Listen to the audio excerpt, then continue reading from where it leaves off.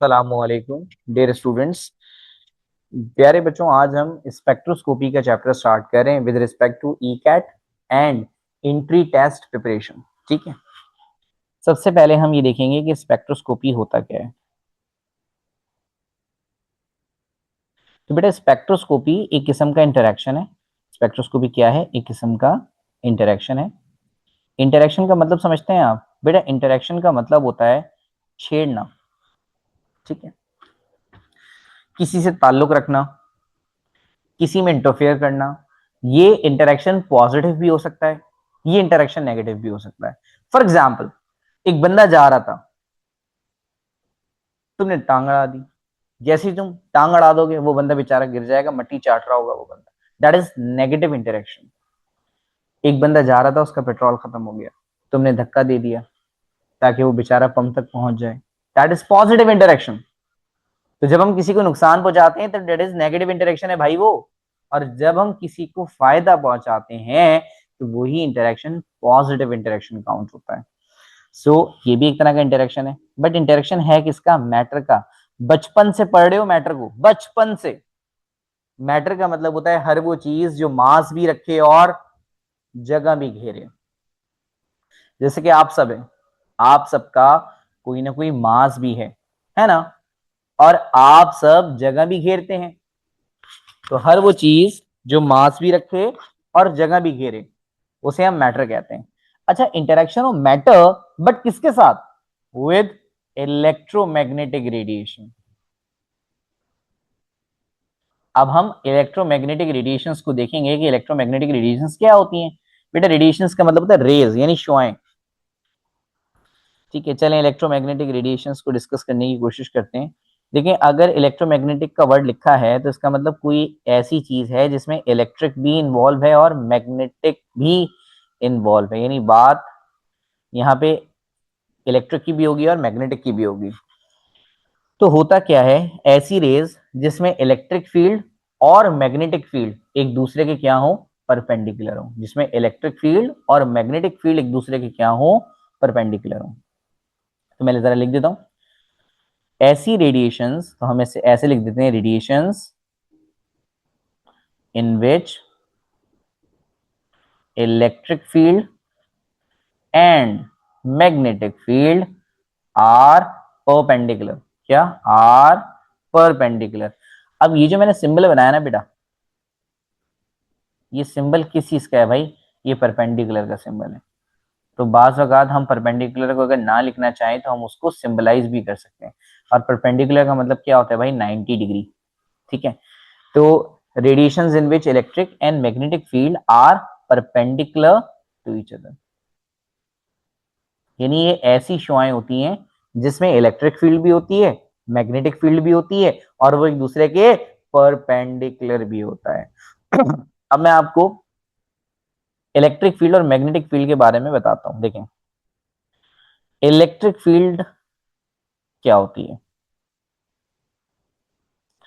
कोई भी charge particle, चाहे वो पॉजिटिव है चाहे वो नेगेटिव है, तो कोई भी चार्ज पार्टिकल कितनी दूर तक किसी दूसरे चार्ज पार्टिकल को अट्रैक्ट या रिपेल कर सकता है? कोई भी चार्ज पार्टिकल कितनी दूर तक किसी दूसरे चार्ज पार्टिकल को अट्रैक्ट या रिपेल कर सकता है। यानी एक पॉजिटिव है, एक पॉजिटिव कितनी दूर तक किसी पॉजिटिव को दूर फेंक सकता है, एक पॉजिटिव कितनी दूर तक किसी नेगेटिव को अट्रैक्ट कर सकता है।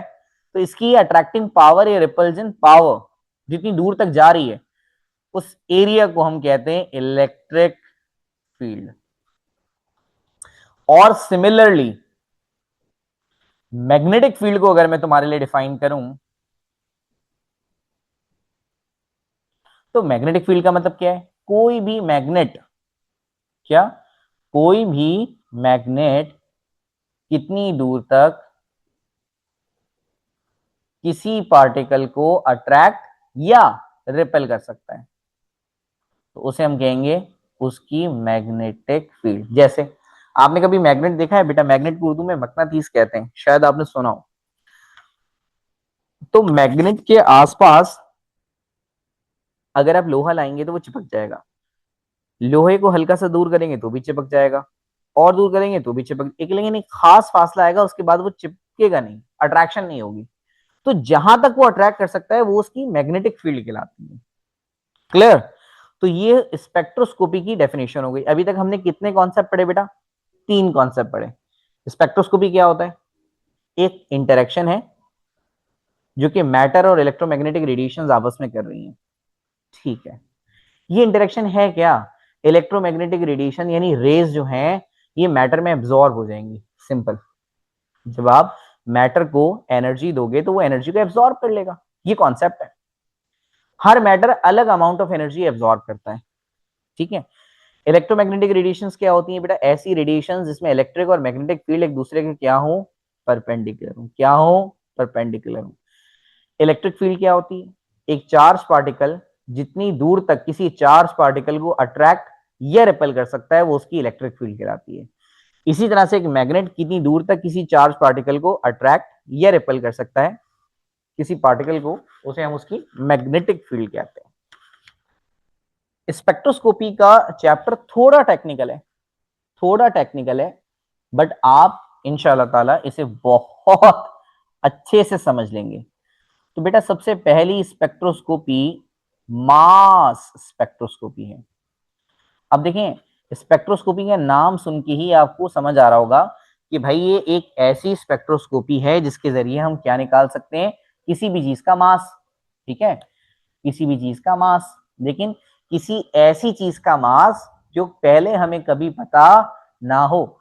आप इससे वाटर का मास नहीं निकालेंगे। वाटर का मास तो आपको पता है कैसे? हाइड्रोजन का 1 होता है, 2 हाइड्रोजन है तो 2 से मल्टीप्लाई कर दें। ऑक्सीजन का 16 होता है तो आंसर आ जाएगा 18। ओ भाई, ये मास स्पेक्ट्रोस्कोपी से थोड़ी निकालेंगे आप। एक ऐसे कंपाउंड का मास निकालेंगे जो अभी डिस्कवर हुआ है, जिसका फॉर्मूला ही नहीं पता हमें। समझे? हाँ। तो ये जो मॉलिक्यूलर मासेस हैं, अगर हमें फॉर्मूला पता होता है तो हम डायरेक्ट निकाल लेते हैं, लेकिन अगर हमें फॉर्मूला नहीं पता तो हम मास स्पेक्ट्रोस्कोपी से निकालते हैं। अच्छा, अब हमें तो इतनी बात नजर आ रही है कि हम सिर्फ मास निकालते हैं, नहीं, हम इससे चार्ज भी निकाल सकते हैं। क्या निकाल सकते हैं? चार्ज भी निकाल सकते हैं। तो सिंपल इसकी डेफिनेशन क्या हुई? अच्छा, ये जो मेरे लेक्चर्स हैं ना स्पेक्ट्रोस्कोपी के, इन लेक्चर्स को आप इंटर के लिए भी यूज कर सकते हैं। ठीक है। अभी जो स्पेक्ट्रोस्कोपी है, मास स्पेक्ट्रोस्कोपी, इसको डिफाइन कैसे करोगे? भाई ये एक टेक्निक है। ठीक है, it's simply define as, it's a technique use to determine, determine का मतलब होता है बेटा निकालना, to determine mass to charge ratio. यानी इसके जरिए मास और चार्ज दोनों फाइंड करते हैं, यानी m/z रेशो। ठीक है, चलें, ये तो हो गई इसकी डेफिनेशन। अब मास स्पेक्ट्रोस्कोपी में इंपॉर्टेंट बात क्या याद रखनी है? Only vaporise sample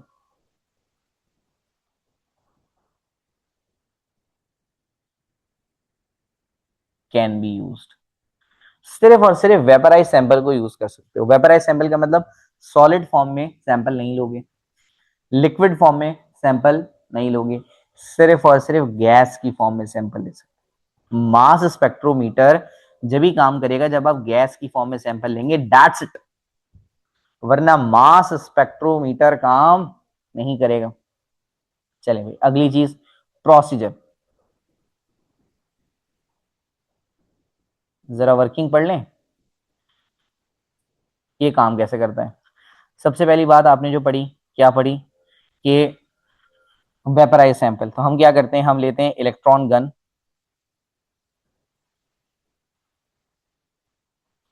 electron gun में से हाई स्पीड इलेक्ट्रॉन बम्बार्ड करते हैं। बम्बार्ड करने का मतलब बहुत आसान भाषा में मारते हैं। ठीक है, तो इलेक्ट्रॉन गन से हम हाई स्पीड इलेक्ट्रॉन बम्बार्ड करते हैं। किसके ऊपर? अपने वेपराइज सैंपल के ऊपर। किसके ऊपर? अपने वेपराइज सैंपल के ऊपर। ये सबसे पहला स्टेप है, ये सबसे पहला स्टेप है। तो बेटा सबसे पहले स्टेप में हम क्या करते हैं इलेक्ट्रॉन गन से हाई स्पीड इलेक्ट्रॉन बम्बार्ड करते हैं वेपराइज सैंपल पे। अब मैं तुम्हें बताता हूँ कि ऐसा करने से क्या फायदा है।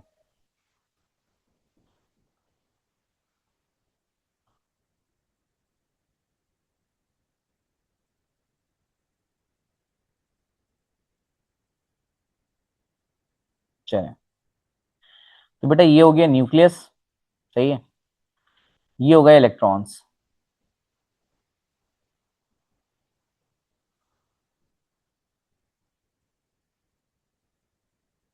चले, अब क्या है, हम एक हाई स्पीड इलेक्ट्रॉन मार रहे हैं। तो बेटा जब ये हाई स्पीड इलेक्ट्रॉन किसी दूसरे इलेक्ट्रॉन से टकराएगा, क्या होगा, जब ये हाई स्पीड इलेक्ट्रॉन किसी दूसरे इलेक्ट्रॉन से टकराएगा तो इसे उड़ा देगा। ठीक है, यानी टकराने के बाद वो इलेक्ट्रॉन वहां से निकल जाएगा। तो इस इलेक्ट्रॉन बम्बार्डमेंट की वजह से क्या होगा, ये इलेक्ट्रॉन हाई स्पीड में जिससे भी जाके टकराएगा वो एटम से बाहर निकल जाएगा, स्पीड ही बहुत है इसकी। तो जैसे ही किसी इलेक्ट्रॉन से टकराएगा उस इलेक्ट्रॉन को टकरा के बाहर कर देगा। समझ रहे ना बात? भाई देखें, अगर बहुत तेज हाथ, अगर बहुत तेज हाथ आपके मुंह से टकराए तो जहर है आपकी मुंडी अलग हो जाएगी। ऐसे ही है ना। तो इसी तरह से इलेक्ट्रॉन इतनी तेज जाके टकरा रहा है, इतनी तेज जाके टकरा रहा है कि वो इलेक्ट्रॉन ही वहां से निकल गया धाड़ करके।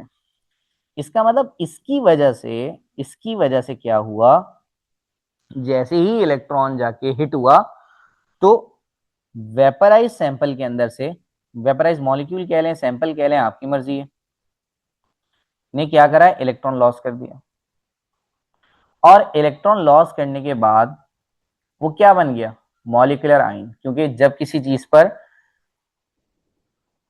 चार्ज आ जाता है तो हम उसे आइन कहते हैं। तो बेटा जब कोई चीज इलेक्ट्रॉन लॉस करती है तो उस पर पॉजिटिव चार्ज आता है और हम उसे कहते हैं कैटाइन। क्या कहते हैं, कैटाइन। अगर मैं इक्वेशन आपको दिखाऊं तो मान लें Z एक मॉलिक्यूल है। क्या है, एक मॉलिक्यूल है। सपोज कर लें, आप Z को एक मॉलिक्यूल सपोज कर लें। अगर मैं इसमें हाई स्पीड इलेक्ट्रॉन डालूं, यानी कि इलेक्ट्रॉन बम्बार्ड करूं,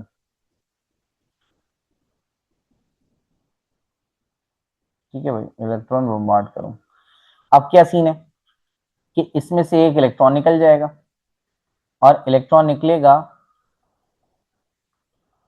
तो Z के ऊपर कौन सा चार्ज हो जाएगा बेटा, पॉजिटिव। अब इस Z को तुम क्या बोलोगे, इस Z को तुम बोलोगे मॉलिक्यूलर आइन, बोलोगे कि नहीं बोलोगे, बोलोगे। और इस E को क्या बोलोगे भाई, इस E को तो बोलोगे इलेक्ट्रॉन। आगे चलते हैं। तो पहले स्टेप में क्या हुआ, हमने वेपराइज सैंपल पर इलेक्ट्रॉन गन से इलेक्ट्रॉन मारा। इलेक्ट्रॉन मारने की वजह से उस मॉलिक्यूल का इलेक्ट्रॉन उड़ गया। जब इतनी तेज आगे इलेक्ट्रॉन लगा तो उस शेल के अंदर जो इलेक्ट्रॉन था वो उड़ गया, यानी कि उड़ गया, इसका मतलब इलेक्ट्रॉन लॉस हो गया। तो उस पूरे मॉलिक्यूल पर कौन सा चार्ज आ गया बेटा, पॉजिटिव चार्ज आ गया। अब आप क्या करोगे, अब तीसरा काम क्या है कि जो आपके पास मॉलिक्यूलर आयन आ गया है, ठीक है, अब ये जो आपके पास मॉलिक्यूलर आयन आ गया, अब आप क्या करेंगे, इस मॉलिक्यूलर आयन को इतना ब्रेक करेंगे, इतना ब्रेक करेंगे, इतना ब्रेक करेंगे कि ये स्मॉलर फ्रेगमेंट्स में कन्वर्ट हो जाएगा, छोटे छोटे टुकड़ों में कन्वर्ट हो जाएगा। और हर एक टुकड़े का मास आएगा, फिर हम आखिर में सारे टुकड़ों को जमा कर लेंगे तो हमारे पास पूरे कंपाउंड का मास आ जाएगा। समझ गए, क्या समझे, कि हम मॉलिक्यूलर आयन को छोटे छोटे टुकड़ों में तोड़ लेंगे और इन हर एक टुकड़े का मास स्पेक्ट्रोमीटर हमें निकाल के देगा और हम क्या करेंगे, उन्हें आखिर में कैलकुलेट कर लेंगे। चलें, प्रोसीजर का चौथा पॉइंट आपने क्या याद रखना है, जब आप उसे छोटे छोटे टुकड़ों में तोड़ लोगे, अब आप क्या करेंगे, इसे मैग्नेटिक फील्ड में से गुजारेंगे। क्या करेंगे, इन स्मॉलर फ्रेगमेंट्स को, तो क्या करोगे, इन स्मॉलर फ्रेगमेंट्स को पास करोगे मैग्नेटिक फील्ड में से, मैग्नेटिक फील्ड में से। जैसे ही तुम इसे मैग्नेटिक फील्ड में से पास करोगे तुम्हारे पास एक कर्विंग इफेक्ट आएगा। ठीक है, इस कर्व की वजह से क्या होगा मैं आपको भी बताता हूं, पहले आप जरा इसकी डायग्राम देख लें।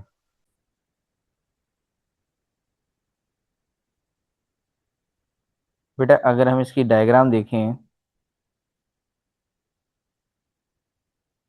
तो इसकी डायग्राम में ये देखें, ये मैग्नेट लगा हुआ है, देख रहे हैं, एक पाइप बिल्कुल सीधा जा रहा था, बट सीधा जाते जाते देख रहे हैं पाइप कर्व हो गया। किसकी वजह से? ये मैग्नेट्स लगाने की वजह से। अब मैग्नेट्स लगाने से क्या हो रहा है? कर्व आ रहा है। अब कर्व से फायदा क्या है? कर्व से फायदा क्या है, देखिए आप सुनिएगा बेटा। कर्व की वजह से टर्न आएगा, आएगा, घुमाव आएगा ना, घुमाव। अब जो छोटे हिस्से हैं, यानी ऐसे टुकड़े जिनका मास, क्या बोले बेटा, ऐसा फ्रेगमेंट जिनका मास क्या है, कम है, वो जल्दी टर्न हो जाएंगे।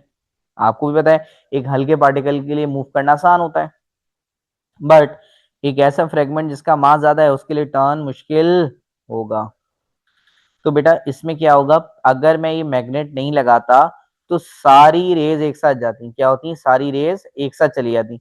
और जैसे ही सारी रेज एक साथ जाती तो हमारे पास जो ग्राफ आता ना, पता है हमारे पास ग्राफ जो आता, हमारे पास जो ग्राफ आता उसमें एक लाइन आती, उसी के ऊपर दूसरी लाइन आती, उसी के ऊपर तीसरी लाइन आती, उसी के ऊपर चौथी लाइन आती, उसी के ऊपर पांचवी लाइन आती। हम समझ ही नहीं पाते ग्राफ को, इसलिए हमने क्या करा है, इन्हें कर्व दिलवाया। अब कर्व दिलवाने से क्या होगा कि जिसका मास कम है वो लाइन, वो पार्टिकल पहले जाएगा, उसकी लाइन भी ग्राफ में पहले आएगी। फिर जिसका मास थोड़ा ज्यादा है वो थोड़ी देर बाद जाएगा, और उस हिस्से की लाइन भी ग्राफ में थोड़ी देर बाद आएगी। इस तरह से करते करते करते करते वो टुकड़ा जो सबसे भारी है वो सबसे आखिर में टर्न होके जाएगा, और ग्राफ में उसकी लाइन भी अलग आएगी। तो हम कर्विंग इफेक्ट दे ही इसलिए रहे हैं ताकि मैग्नेट के कर्व होने की वजह से जो ग्राफ पेपर जनरेट होगा उस पर लाइंस एक साथ ना आए। अगर एक साथ आएंगे आप पढ़ ही नहीं पाओगे, वो गैप से आनी चाहिए। तो गैप लाने के लिए हम उनको टर्न कर रहे हैं। सबकी स्पीड एक जैसी थी लेकिन टर्न होने की वजह से स्पीडों में फर्क आ गया, और फिर एक एक करके डिटेक्ट होंगे तो एक एक करके लाइंस आएंगी। ठीक है, मैं आपको जो है ना अभी एक डायग्राम और दिखाऊंगा तो उसमें आपको समझ आ जाएगा। अच्छा खैर, लास्ट स्टेप में क्या होगा भाई, लास्ट स्टेप में ये जो कर्व लाइंस हैं, ये जो कर्व लाइंस हैं टर्न होने के बाद ये जाएंगी डिटेक्टर के पास। कहाँ जाएंगी? डिटेक्टर के पास। डिटेक्टर क्या करेगा, इन्हें डिटेक्ट करेगा। डिटेक्ट करने के बाद इन्हें रिकॉर्ड कर देगा किसके ऊपर, एक पेपर के ऊपर, और उस पेपर को हम बोलेंगे मास स्पेक्ट्रम। क्या बोलेंगे? Mass spectrum. तो बेटा इतनी बात हमें समझ आ गई कि जो स्पेक्ट्रोस्कोपी का आंसर है उसे स्पेक्ट्रम कहते हैं। क्या कहते हैं? स्पेक्ट्रम। अब मैं कुछ टर्मिनोलॉजीज आपसे डिस्कस करने की कोशिश करता हूं, देखिएगा जरा।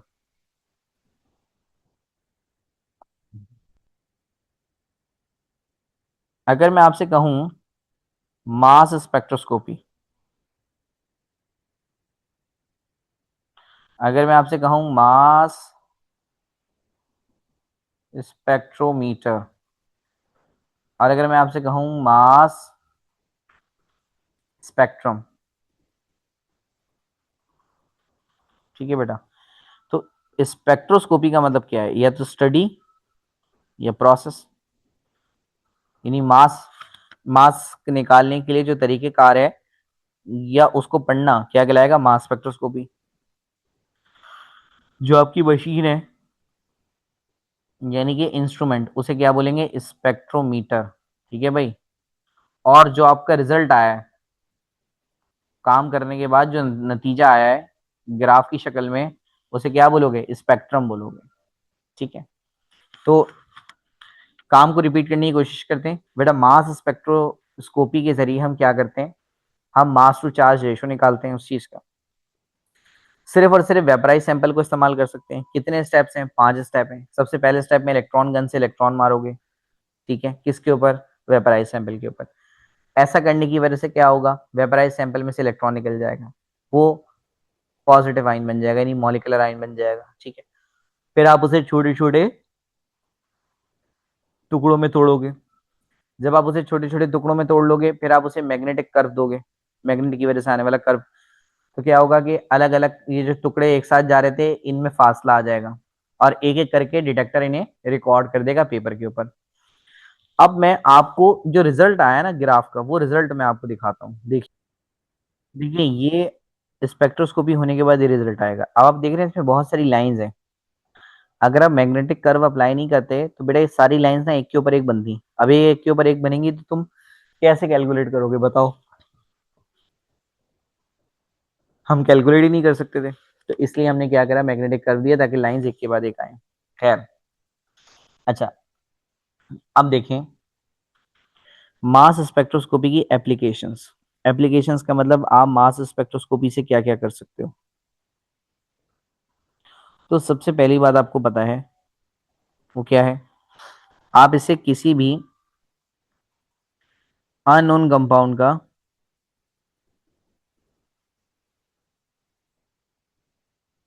क्या निकाल सकते हो, मॉलिक्यूलर मास। आप इससे किसी भी अननोन कंपाउंड का क्या निकाल सकते हो, मॉलिक्यूलर मास। अच्छा, आप इसके जरिए ड्रग को प्योरीफाई भी कर सकते हो।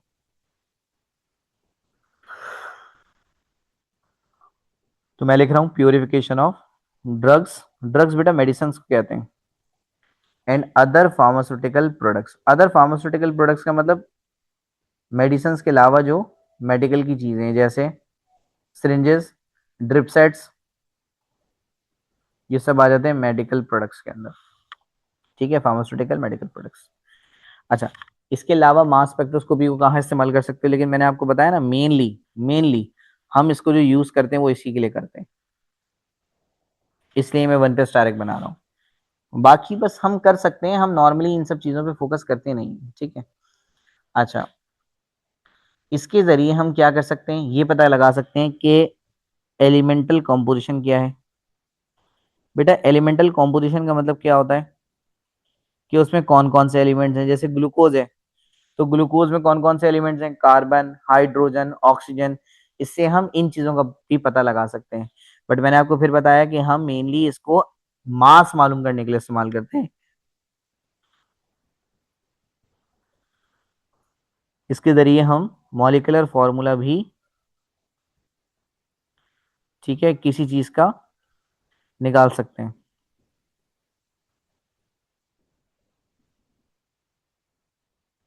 बट वही बात है कि हम नॉर्मली इस प्रैक्टिस को यूज नहीं कर रहे होते। अच्छा, इसके जरिए हम स्ट्रक्चरल फॉर्मूला भी निकाल सकते हैं। अच्छा, स्ट्रक्चरल फॉर्मूले के अलावा हम क्या कर सकते हैं, इसके अलावा हम फंक्शनल ग्रुप को भी इससे डिटरमाइन कर सकते हैं।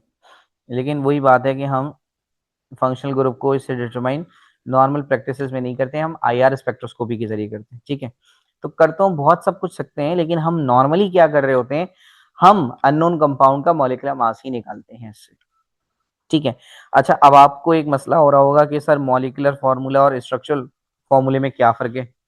तो चलिए मैं आपको ये भी बता देता हूँ, मॉलिक्यूलर फॉर्मूले और स्ट्रक्चरल फॉर्मूले में क्या फर्क है।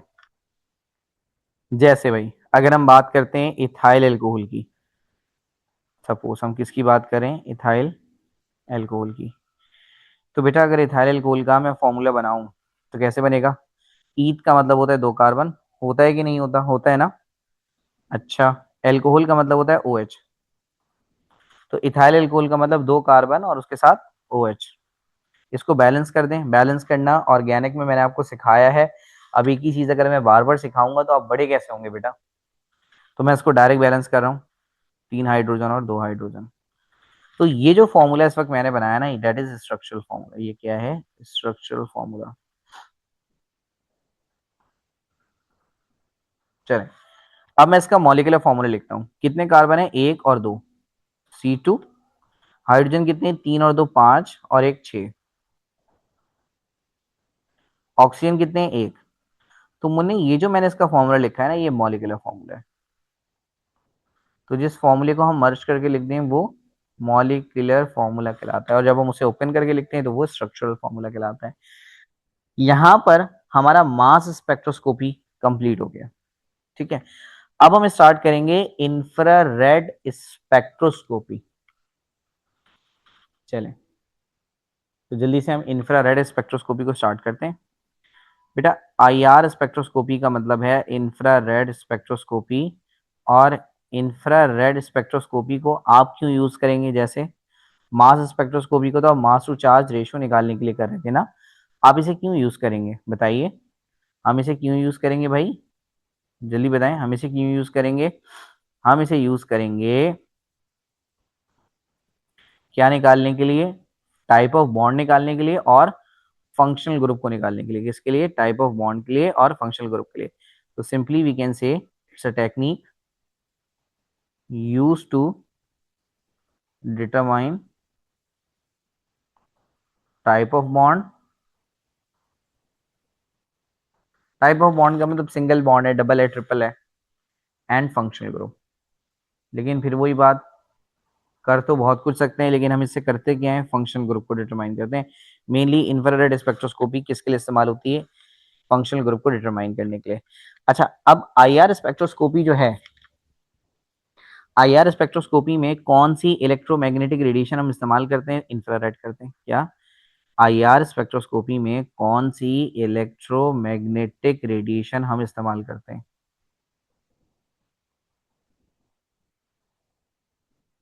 तो मुन्ने इसका क्या आंसर है भाई? इसका आंसर है इंफ्रारेड। अच्छा, इंफ्रारेड रेज, इसकी कोई ना कोई वैल्यू भी होती होगी, है ना? तो बेटा इसकी जो वैल्यू होती है वो कितनी होती है? 4000 से लेके 670 तक। कितनी? 4000 से लेके 670 तक। अच्छा, जो यूनिट लगाते हैं वो लगाते हैं सेंटीमीटर इनवर्स। ये रेंज है। और ये जो रेंज हमने बताई है ना मुन्ने, ये बताइए वेव नंबर की फॉर्म में। किसकी फॉर्म में? वेव नंबर की फॉर्म में। क्या तुम वेव नंबर को डिफाइन कर सकते हो? बिल्कुल डिफाइन कर सकते हैं। वेव नंबर का मतलब होता है 1 मीटर के अंदर कितनी वेव्स आ सकती हैं। मान लें यहां से लेके यहां तक का जो डिस्टेंस है वो 1 मीटर है, तो 1 मीटर के अंदर कितनी वेव्स आ सकती हैं? 1, 2, 3, 4। तो 1 मीटर में कितनी वेव्स आ सकती हैं, हम उसे उसका वेव नंबर कहते हैं। वेव नंबर को हम वी बार से शो करते हैं। ठीक है, तो बेटा हर एक रेडिएशन का एक वेव नंबर होता है, लेकिन इंफ्रारेड रेडिएशन का जो वेव नंबर होता है वो कितना होता है? 4000 से लेके 670 तक। अच्छा, ये जो वैल्यू है ये देख रहे हैं आपको, आप हमने इस वैल्यू को हमने उल्टा लिखा है। इस वैल्यू को हमें ऐसे नहीं लिखना चाहिए था 670 से लेके 4000, लेकिन हमने क्या लिखा है? डिसेंडिंग ऑर्डर में लिखा है, बड़े से छोटे की तरफ लिखा है। क्या कैसे लिखा है हमने? बड़े से छोटे की तरफ। क्यों बेटा? आईआर स्पेक्ट्रोस्कोपी के बाद जो आईआर स्पेक्ट्रम निकलता है, आईआर स्पेक्ट्रम क्या होता है? रिजल्ट, यानी कि ग्राफ। बेटा ये उल्टा जनरेट होता है। कैसे जनरेट होता है? उल्टा जनरेट होता है। ये सीधा नहीं होता, ये उल्टा जनरेट होता है। इसका मतलब अगर मैं ग्राफ आपको एक्सप्लेन करने की कोशिश करूं तो इसका जो ग्राफ बनता है वो डिसेंडिंग ऑर्डर में बनता है।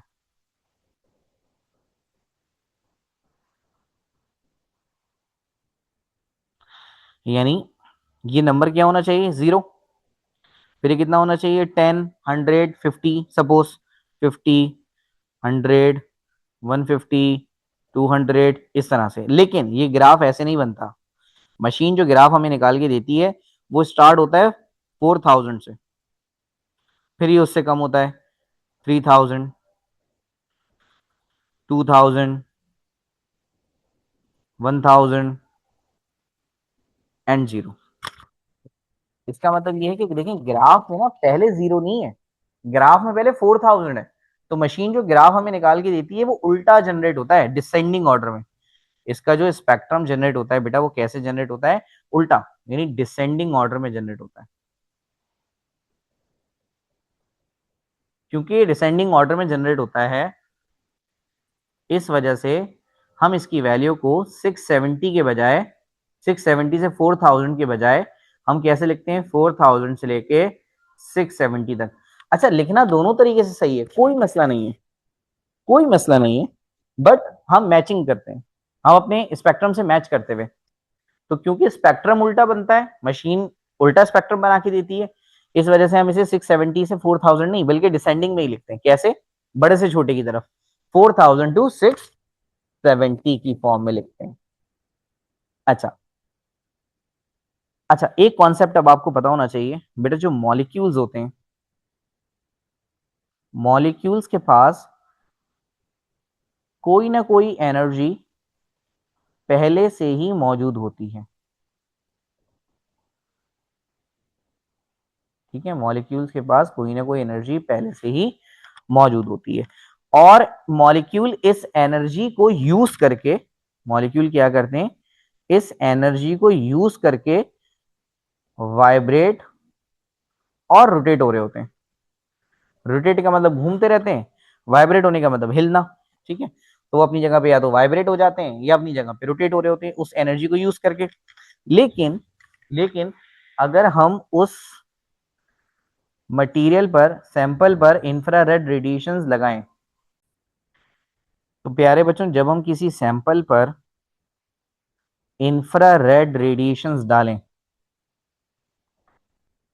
तो क्या होगा, सैंपल उस इंफ्रारेड रेडिएशंस को क्या कर लेगा, एब्जॉर्ब कर लेगा, और एब्जॉर्ब करने के बाद इस सैंपल की जो एनर्जी है, एब्जॉर्ब करने के बाद क्या होगा, इस सैंपल की जो एनर्जी है बेटा, वो एनर्जी बढ़ जाएगी, है ना। तो पहले सैंपल के अंदर जो मॉलिक्यूल्स थे, वो जो वाइब्रेट हो रहे थे, वो आराम आराम से हो रहे होंगे, लेकिन अब जब वो वाइब्रेट होंगे, आय हाय हाय हाय हाय हाय हाय हाय, मजा आ जाएगा। अब तो भाई वो आराम से वाइब्रेट नहीं होंगे, घड़ों स्पीड के साथ वाइब्रेट होंगे, घड़ों स्पीड के साथ, बहुत एनर्जेटिक होके वाइब्रेट होंगे। और अब इनकी वाइब्रेशंस को हम दो खास नाम देंगे, types of vibration. First one is bond stretching,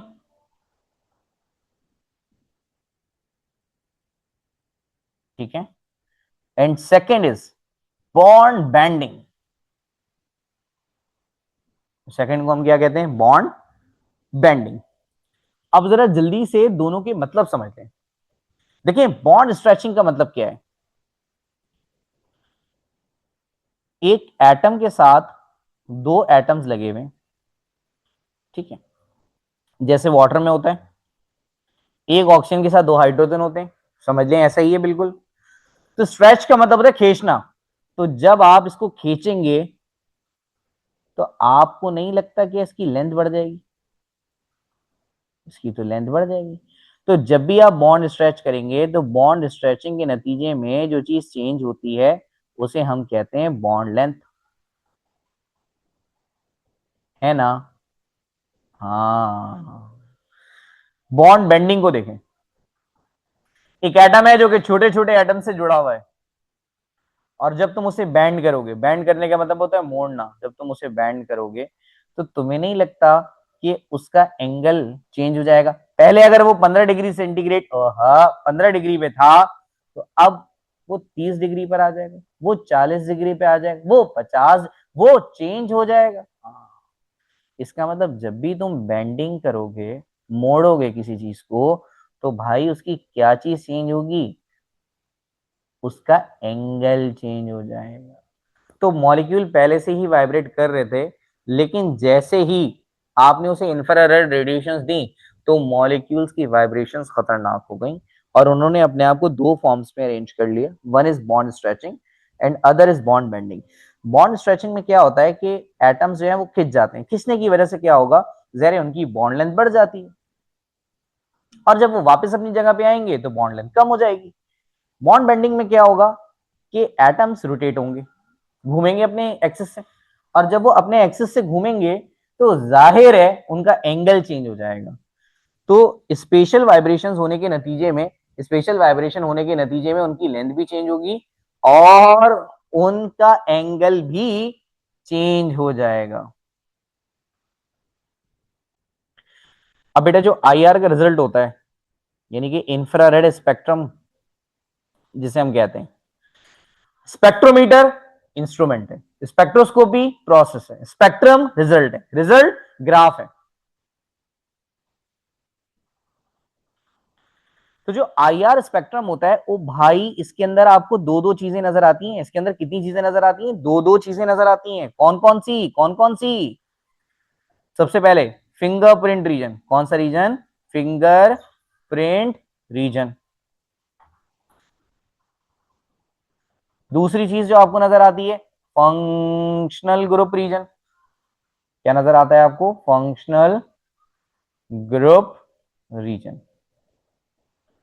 चले, अब आपको पूरे IR की वैल्यू याद है, that is from 4000 to 670 centimetre inverse. ये पूरी स्पेक्ट्रम की वैल्यू है, राइट। अब इसमें से जो फिंगरप्रिंट रीजन है इसकी वैल्यू कितनी है भाई? इसकी वैल्यू 1500 से लेके 500। कितनी? 1500 से लेके 500 MCQs में आ सकता है, लाजमी याद रहना चाहिए तुम्हें। फंक्शनल ग्रुप 4000 से लेके 1500 सेंटीमीटर तक। अच्छा, अब सुनिए, अब आपको ये तो पता ही नहीं है कि फिंगरप्रिंट रीजन क्या होता है और फंक्शनल ग्रुप रीजन क्या होता है। तो ज्यादा जल्दी से फंक्शनल ग्रुप रीजन और फिंगरप्रिंट रीजन को समझ लीजिए कि भाई फिंगरप्रिंट रीजन क्या करेगा और फंक्शनल ग्रुप रीजन क्या करेगा। देखें, फॉर एग्जाम्पल मैं बात करता हूं पेंटाइल एल्कोहल की। किसकी बेटा? पेंटाइल एल्कोहल की। चलिए जरा पेंटाइल एल्कोहल का फॉर्मूला बनाएं। पेंटाइल का मतलब होता है पांच, एक दो तीन चार पांच। एल्कोहल का मतलब होता है OH। इन सबको जोड़ दें। अब जल्दी से कार्बन को क्या कर दें? बैलेंस कर दें। ठीक है? अरे भाई ठीक है, हाँ। अब इसमें दो तरह के हिस्से आ रहे हैं।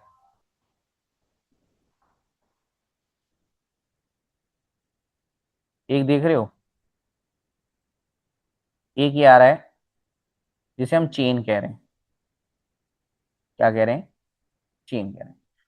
और ये हमारा फंक्शनल ग्रुप है। फंक्शनल ग्रुप क्या होता है? जिसकी वजह से हम पहचानते हैं कि वो है क्या। तो अगर OH होता है तो हम इसे अल्कोहल कहते हैं। तो ये OH जो है ये फंक्शनल ग्रुप रीजन है, और ये जो पूरी चेन है ये फिंगरप्रिंट रीजन है। तो स्पेक्ट्रम में आपको दोनों हिस्से नजर आएंगे। आपको फंक्शनल ग्रुप भी नजर आएगा और आपको फिंगरप्रिंट रीजन भी नजर आएगा, यानी चेन भी नजर आएगी। इससे क्या फायदा है? अगर आपको सिर्फ फंक्शनल ग्रुप रीजन नजर आता तो आप ये बताते हैं हाँ ये अल्कोहल है, बस। लेकिन अगर आपको फंक्शनल ग्रुप और फिंगरप्रिंट रीजन भी नजर आ रहा है तो इससे फायदा है कि आपको ये पता लग रहा है कि ये अल्कोहल है और ये वाला अल्कोहल है। ये अल्कोहल है और इसमें ये वाला अल्कोहल है। ये पेंटाइल है, ब्यूटाइल है, ऑक्साइल है। ये कौन सा है भाई? फिंगरप्रिंट की वजह से आपको ये भी पता लग जाएगा। समझे? चलें, अब हमारे सिलेबस में बेटा जिसकी एग्जाम्पल है वो है इथाइल अल्कोहल। कौन है? Ethyl alcohol. इथाइल अल्कोहल का फॉर्मूला क्या होता है बेटा? ईथ का मतलब होता है दो, अल्कोहल का मतलब होता है OH। ये मैंने से बैलेंस कर दिया। तो अब इथाइल अल्कोहल के अंदर बेटा कितनी तरह की पीक्स आएंगी? तीन तरह की पीक्स आएंगी। कौन कौन सी? एक वो पीक जो कार्बन और ऑक्सीजन और हाइड्रोजन के बॉन्ड की वजह से होगी, पहली पीक। इसमें जो दूसरी पीक आएगी वो कौन सी होगी? कार्बन जो ऑक्सीजन से जुड़ा हुआ होगा, कार्बन ऑक्सीजन का भी बॉन्ड होगा, ये वाली पीक। और इसमें जो तीसरी पीक आएगी वो होगी कार्बन जो हाइड्रोजन से जुड़ा हुआ है। तो इथानॉल के स्पेक्ट्रम के अंदर, या अल्कोहल के स्पेक्ट्रम कह लो, अल्कोहल के स्पेक्ट्रम के अंदर कितनी तरह की पीक्स आएंगी? तीन तरह की। एक ऑक्सीजन और हाइड्रोजन के दरमियान वाली, एक कार्बन और ऑक्सीजन के दरमियान वाली, और एक कार्बन और हाइड्रोजन के दरमियान वाली। कितनी तरह की पीक्स है बेटा? तीन तरह की पीक्स है। अच्छा, जो कार्बन और हाइड्रोजन वाली पीक्स है ना, ये दो तरह की होंगी। कितनी तरह की होंगी? दो तरह की होंगी। एक होगा in the form of CH2 और एक होगा in the form of CH3। क्यों? आपको इथेनॉल में दोनों नजर आ रहे हैं, CH3 भी नजर आ रहा है, CH2 भी नजर आ रहा है। तो CH वाला जो बॉन्ड है वो CH2 की फॉर्म में भी है और CH3 की फॉर्म में भी है। अब आपको क्या क्या चीजें पता होनी चाहिए? पहली बात, ऑक्सीजन और हाइड्रोजन के दरमियान जो बॉन्ड है इसकी टाइप IR में कौन सी डिटेक्ट होगी? तो इसकी जो पीक आएगी बेटा वो कौन सी आएगी? बेंडिंग पीक आएगी। अभी आपने पढ़ा ना वाइब्रेशन कौन सी थी? बेंडिंग और स्ट्रेचिंग। तो ये बेंडिंग पर आइडेंटिफाई होगा, यानी OH बॉन्ड बेंड होगा। OH बॉन्ड अपना एंगल चेंज करेगा, जैसे ही अपना एंगल चेंज करेगा IR स्पेक्ट्रोस्कोपी से डिटेक्ट कर लेगी। अब इसकी वैल्यू, ग्राफ में इसकी वैल्यू कितनी होती है, इसकी वैल्यू होती है 1150 से लेके 1200 के दरमियान। ठीक है, चले दूसरी कौन है, कार्बन और ऑक्सीजन का बॉन्ड। कार्बन और ऑक्सीजन का बॉन्ड जब डिटेक्ट होता है जब कार्बन और ऑक्सीजन स्ट्रेच होते हैं, तो यानी ये स्ट्रेचिंग पीक है। कुछ चीजें बेंडिंग पर डिटेक्ट होती हैं और कुछ चीजें स्ट्रेचिंग पर डिटेक्ट होती हैं। इसकी जो वैल्यू आती है ग्राफ में वो आती है 1050 से 1100 सेंटीमीटर इनवर्स। तीसरी चीज, कार्बन और हाइड्रोजन का जो बॉन्ड है बेटा, कार्बन और हाइड्रोजन का बॉन्ड बेंड होता है तो IR स्पेक्ट्रोमीटर उसे डिटेक्ट कर लेता है, तो ये भी एक बेंडिंग पीक है। और इसकी जो वैल्यू होती है वो होती है 1400 से लेके 1500 सेंटीमीटर इनवर्स। तो अब मैं आपको ग्राफ के थ्रू ये भी दिखा देता हूं कि पीक्स होती किस तरह की हैं। बेटा इस तरह का ग्राफ होता है, इस पूरे ग्राफ को हम कहते हैं IR, क्या कहते हैं, IR स्पेक्ट्रम। ठीक है, और इसमें ये देख रहे हैं ये पीक्स, ये देख रहे हैं ये पीक्स, इन्हें इनकी मदद से हम डिटेक्ट करते हैं। अच्छा, अब एक बात और आप याद रखिएगा, आपको इतनी बात पता है अगर हम एप्लीकेशंस की बात करें, यानी हम इसे कहाँ कहाँ इस्तेमाल कर सकते हैं, तो आपको इतनी बात पता है कि इसे हम फंक्शनल ग्रुप को रिकॉग्नाइज करने के लिए इस्तेमाल करते हैं। ये तो एक बात हो गई। दूसरी बात, अगर इस ग्राफ में कोई एरर आए, ठीक है, मान लें कि मैं एक इंडस्ट्री में काम करता हूं और उस इंडस्ट्री का काम है एल्कोहल बनाना। क्या बनाना, एल्कोहल बनाना। कौन सा एल्कोहल बनाना, इथाइल एल्कोहल बनाना। तो मैं रोज इथाइल एल्कोहल को चेक करूंगा कि इथाइल एल्कोहल ठीक आ रहा है या नहीं, इथाइल एल्कोहल ठीक आ रहा है नहीं स्पेक्ट्रम के जरिए। अब 6 दिन तक तो बिल्कुल ऐसा ही स्पेक्ट्रम आ रहा था, ठीक है, लेकिन 7वें दिन क्या हुआ, ऐसा शुरू में तो स्पेक्ट्रम सेम है, शुरू में तो क्या है भाई, सेम है, देख रहे हैं, शुरू में तो सेम आ रहा है, बीच से कहीं से ना कुछ ऐसा भी हो गया, ओहो, बीच से कुछ ऐसा भी हो गया, बाकी वही है। तो मेरा ग्राफ जैसा आना चाहिए था बेटा वैसा नहीं आया, मेरा ग्राफ जैसा आना चाहिए था वैसा नहीं आया, यहां से तो चेंज आ गया। क्या हुआ, यहां से तो चेंज आ गया। तो ये जो चेंज आया ना, मैं इस चेंज से बता दूंगा कि भाई मेरे सैंपल में कुछ मिला हुआ है, यानी मेरा सैंपल प्योर नहीं है, उसमें इंप्योरिटीज है। तो याद रखिएगा कि IR स्पेक्ट्रोस्कोपी को फंक्शनल ग्रुप के लिए भी इस्तेमाल किया जाता है और इंप्योरिटीज को डिटेक्ट करने के लिए भी इस्तेमाल किया जाता है। तो यहां पर हमारा IR स्पेक्ट्रोस्कोपी क्या हो गया बेटा, कंप्लीट हो गया।